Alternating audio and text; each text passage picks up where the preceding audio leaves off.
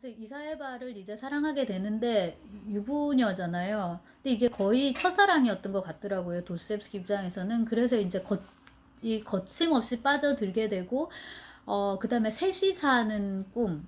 이 도스토옙스키식 삼각관계 이거를 이제 이사해바를 사랑하면서 이렇게 치명적으로 경험하게 되는 것 같습니다. 그래서 그 경험이 나중에 백치에서 비극 버전으로 그다음에 이제 영원한 남편이라는 소설이 있는데요. 거기서 이제 희극 버전으로 이런 삼각관계가 이제 묘사가 되죠. 근데 어쨌거나 이제 이사해바는 이게 유부녀였기 때문에 도스토옙스키도 이제 마음을 접고 뜨베린가 어디 가서 이제 살고 있든가 이렇게 하고 있는데 이사예프가 죽어요. 그러니까 이사예바의 남편이 죽습니다. 그 얘기를 듣자마자 한밤에 말을 타고 달려가서 이사예바에게 이제 청혼을 했다는 그야말로 이제 그 연애 소설의 한 장면 같은 그런 얘기가 전해져 옵니다. 제가 지금 얘기하는 거는 마르크 슬로님이라는 사람이 쓴 도스토옙스키의 세계의 사랑에 들어가 있어요. 그 1번 사랑이 이제 이사예바를 향한 사랑인 거죠. 청혼을 했으나 이사예바가 얼씨구나 나 너랑 결혼해줄게 절대 그러지 않습니다. 왜냐하면 호적에 빨간 줄이 쫙 끄여 있고 그 다음에 작가인데 뭐 먹고 살 거냔 말이에요. 근데 이제 이사예바에게도 다른 옵션이 없는 거예요. 이 애 딸린 이 뭐라 해야 되나 과부 이제 입장에서는. 그래서 이제 마지못해 할 수 없이 도스토옙스키랑 이제 결혼을 하게 되는데요. 아니나 다를까 두 사람의 결혼 생활 그렇게 이제 행복하지 못했습니다. 우선 도스토옙스키는 되게 많이 사랑했던 것 같은데 이제 그런데요. 도스토옙스키는 이제 자기의 작가로서의 커리어를 이거를 경력을 이제 다시 이렇게 세워야 되는 거예요. 근데 이제 마리아 이사예바는 본인도 정서적으로 되게 불안했던 것 같고 그 다음에 폐병을 앓았습니다. 이게 몸이 안 좋다 보니까 당연히 정서적으로 불안할 수밖에 없고 그 다음에 전 남편 소생에 이제 아들도 키워야 되는데 이 도스토옙스키가 그런 게 잘 안 되는 거죠. 그 다음에 이제 도스토옙스키도 간질이 이게 발작이 점점 잦아지고 하면서 두 사람 사이가 이제 자꾸만 벌어지게 되고 그리고 이제 도스토옙스키가 뜨베리의 이제 신접 살림을 차렸는데 자기가 작가로서의 이제 경력을 새로이 하려고 하다 보니까 페테르부르크로 자꾸 출장도 이제 많이 가게 되고 부부 사이가 이제 점점 더 벌어지게 됩니다. 그 와중에 이제 도스토옙스키에게 두 번째 사랑이 나타납니다. 바로 아폴리나리아 수슬로바라는 이제 여성인데 1861년을 보시면은 폴리나라고 제가 써놨는데 아폴리나리아 폴리나는 이제 전형적인 그 조르주 상득 풍의 그 계몽된 신여성을 자처하는 그런 이제 아가씨입니다.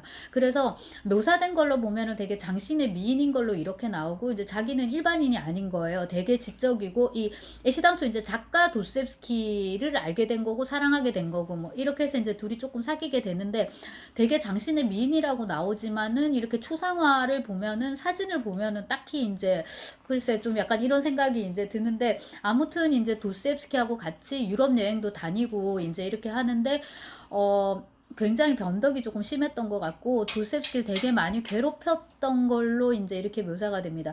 그래서 그 도스토옙스키 소설 속에 등장하는 변덕스러운 여주인공들 있잖아요. 그거에 이제 모델이 됐다고 얘기를 하고 그녀와의 이제 그 뭐라 해야 되나 이런 이제 연애의 기억들을 1866년 여러분 보시면은 그 도박자를 구술을 합니다.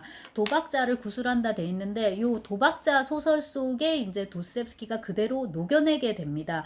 여기서 이제 세 번째 사랑이 등장을 하는데 자 66년에 도스토옙스키가 죄와벌을 이제 발표를 하기 시작합니다. 이게 여러분 연재 소설이거든요. 단행본을 이렇게 툭 내는 게 아니라 1부, 2부 이렇게 끊어서 내는데 이게 이제 잡지에 연재될 때 그 안나 그리고리에브나 스니뜨기나라는 이제 젊은 여성이 있는데 그녀는 이미 알고 있어요. 이걸 이제 읽고 있는데 도스토옙스키는 이제 이거를 연재를 하면서 빨리 급하게 소설 한 편을 써가지고 저기한테 줘야 됐던 거예요. 편집자한테. 그렇게 이제 계약을 했기 때문에 근데 이게 소설을 손으로 이렇게 쓰면 힘드니까 구술을 합니다. 제가 지금 이렇게 말로 하듯이 구술을 해요. 그러면 속기사가 이거를 받았습니다.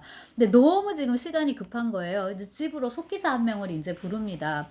그때 이제 그 연결이 됐던 사람이 바로 안나입니다. 똑똑해가지고 이제 들어왔는데 조금 숙련된 속기사를 보냈으면 좋겠는데 이 20몇 살짜리 기술도 없어 보이는 이런 이제 처자가 와가지고 도스토옙스키한테 불만인데 너무 이제 급하니까 막 받아 쓰게 됩니다. 그때 받아 쓴 이제 소설이 도박자이고, 그 폴리나와의 아직까지 정리되지 않은 어떤 사랑의 기억, 그거를 이제 토대로 이렇게 이제 쭉 이렇게 소설을 막 써요.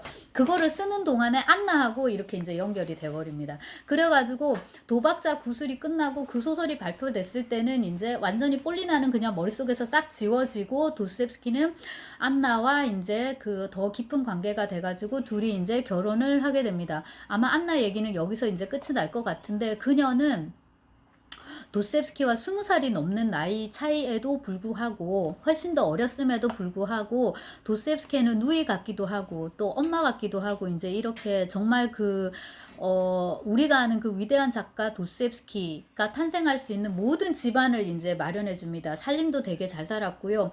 애도 다 이제 키워주고, 그 다음에 이제 도스옙스키는 그 돈 개념이 별로 없었는데, 요즘식으로 말하자면 재무테크인데 그게 전혀 안 돼요. 근데 이제 이 안나는 그게 이제 됐던 거죠. 일단 딱 시집을 와 보니까 이거는 그림이 아닌 거예요. 그 전에 이제 그 형이 죽었는데, 미하일이. 그러니까 이제 잡지 경영도 엉망이 되고, 그 다음에 이제 도스옙스키는 굉장히 그 사회 동포주의, 이타주의를 이제 자처하니까, 형의 그 유족들 있잖아요. 형수랑 조카들을 자기가 다 먹여 살리려고 이제 하는 거고, 그 다음에 전부인 소생의 아들, 이미 다 컸는데 이름이 빠벨인가 그렇습니다. 얘도 또 먹여 살리고 있는 거예요. 그러니까 빚쟁이도 많고 군 식구도 많은 거예요. 그래서 안나가 딱 와서 보니까 이건 안 되겠다. 내가 이 남자하고 가정을 제대로 꾸리려면은 일단 이거부터 정리를 해야겠다 싶어가지고, 남편만 돌돌돌돌 담요로 말아가지고 그냥 외국으로 내빼버립니다. 그래서 그 1867년 보시면 결혼하고 바로 출국, 2달 만에 그냥 바로 출국합니다. 그리고 이제 몇 년을 외국에서 이렇게 돌면서, 첫애도 죽었지만은 외국에서 낳고, 외국에서 이제 또 백치도 씁니다. 악령도 거의 원고 자체는 외국에서 많이 쓰게 되거든요.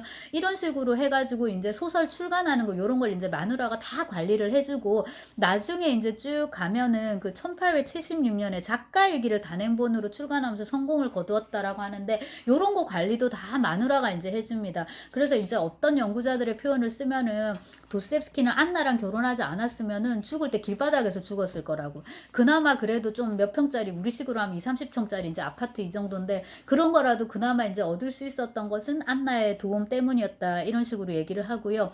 남편이 이제 죽고 난 뒤에는 그거 이제 유고 정리하고 이런 것들도 역시나 다 안나가 이제 하고, 우리 연구자의 입장에서는 안나가 회상록을 이제 하나 남겨줍니다. 자기가 도스옙스키랑 반한 거, 사랑하게 된 거, 그 다음에 이제 그 청혼을 받았을 때 엄마가 이제 반대하고 이런 거는 뭐 물론이고, 도스옙스키 작품 쓸 때마다 있죠. 어떤 뭐 책을 많이 읽었고, 어떤 대화가 오갔고, 어떤 인물에 대해서는 어떻게 생각했고, 그 다음에 이제 외국 여행을 다닐 때 시스티나의 마돈나를 보고서 도스옙스키가 어떤 감상을 얘기해줬고 등등, 우리에게 필요한 아주 귀한 자료가 이제 되고 있습니다. 그녀가 쓴 이제 이 회상록이라는 게. 근데 이런 그녀조차도 여자로서는, 도스옙스키 아내로서는 그 질투가 이제 이게 되게 커가지고, 첫 번째 부인과 이렇게 도스옙스키가 주고받았던 뭐 편지라든가 그거와 관련된 도스옙스키 기록은 싹싹 다 지운 걸로 이렇게 또 알려져 있습니다. 그것도 이제 되게 아이러니고요.